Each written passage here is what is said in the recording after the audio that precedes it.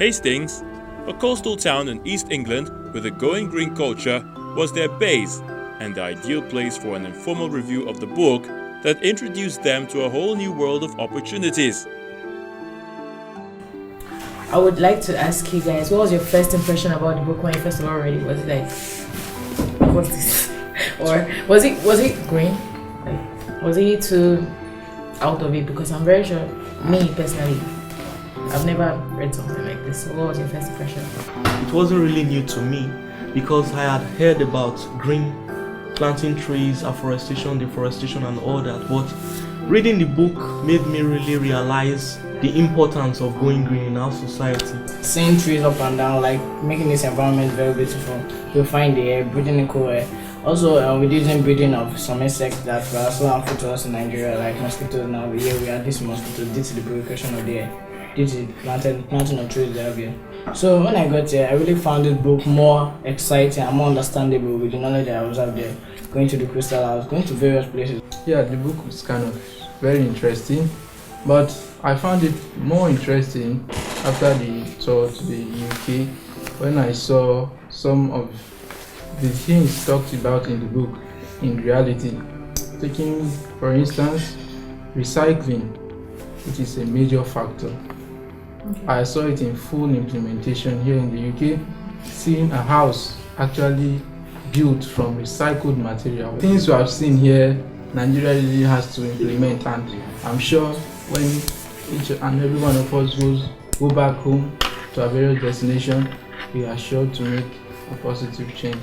This book is really educative. It expatiates on how we could grow green apart from other clubs we have in schools. So it expatiates on how what we can do to grow green and what we can stop to avoid pollutions and other hazardous things. The part that I like most about the book is the part where it's an excerpt from Mrs. Amosun's speech at the GEFTY initiative flag off, where she's talking about, the thing with going green is many people underestimate it. We limit it to the people who pick up from our trash. We limit it to those who pick up our trash. And she's talking about how it can put food on the table. You don't have to be the one picking up the trash. You could be the one powering the plant. You could be the one clicking on the machines. You could be the engineers. She's talking about how you could make money from growing green. And it's not just a side thing. It could be your job. The most interesting part of this book to me is about conserving energy. Here in the UK, they don't have much sun and they use solar panels. But there in Nigeria, we have a lot of sun and we are complaining, but we are just wasting it. Why can't we have solar panels on our rooftops so we can use it to power our houses?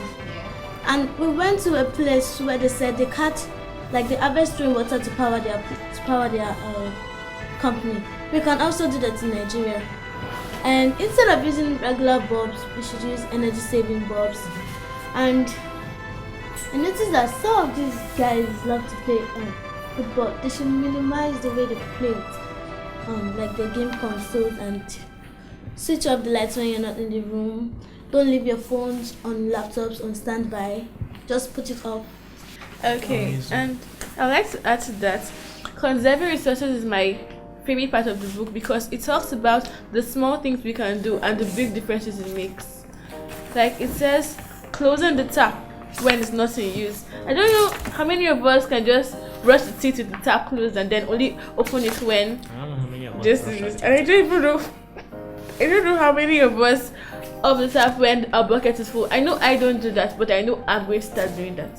We have much sunlight, but we don't use solar panels.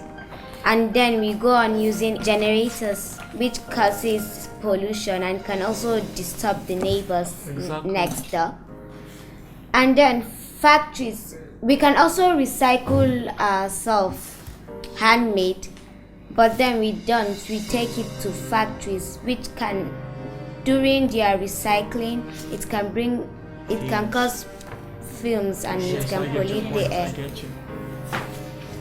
So, and transportation too, we can also walk, ride bicycles to keep the body fit. So these are important things that are good for us, our bodies, and so what caught my attention was this nice picture on page 21. From garbage to garden, it's compost time. Something that really stands out for me is the word compost. I mean, what does it mean? How do we relate to the word compost?